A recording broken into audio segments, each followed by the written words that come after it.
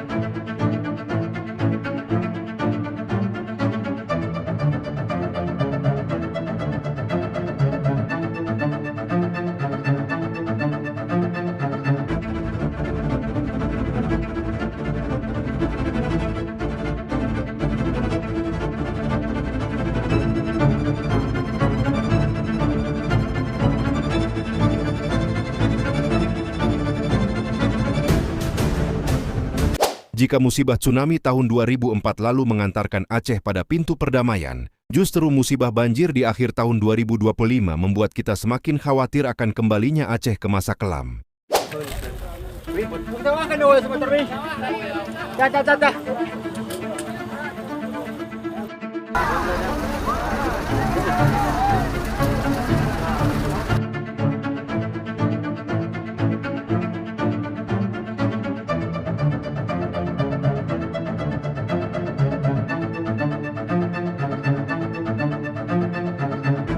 Prediksi akan munculnya kembali tuntutan merdeka pun tak bisa dianggap sepele. Bangsa Aceh tentu tidak tahan terhadap penindasan. Jika janji dikhianati, mereka akan bangkit melawan.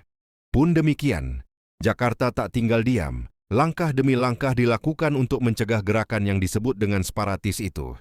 Jumlah batalion TNI diperbanyak, menandakan kekhawatiran negara terhadap Aceh sangatlah besar. Soal perang, Aceh sudah tercatat dalam sejarah sepanjang masa dalam perang kecuali masa Sultan Iskandar Muda. Sebelum melawan Belanda, Aceh telah terlebih dulu berperang dengan penjajah lain yang ingin masuk dan mendarat di Aceh, termasuk Portugis. Setelah perang melawan Belanda, Aceh masih bergolak dengan Perang Cumbok, Perang DITII, bahkan Perang Gerakan Aceh Merdeka. Dalam persepsi masyarakat Aceh, Suatu saat nanti Aceh akan menjadi sebuah negara cepat atau lambat. Tokoh-tokoh pejuang Aceh tak pernah hilang. Mereka selalu muncul di saat momen sudah tepat. Segera kita minta kepada Presiden Prabowo untuk mencopot dia sebagai kepala BNPB. Atau lebih keras, bubarkan saja BNPB. Karena mereka hanya menguraskan anggaran negara. Sedangkan Prabowo...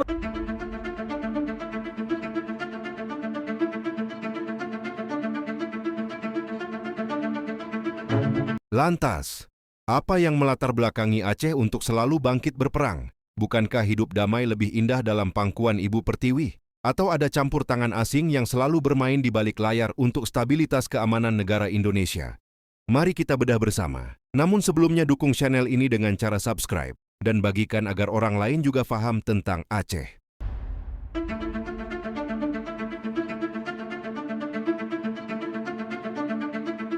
Know why? I mean, why so slow?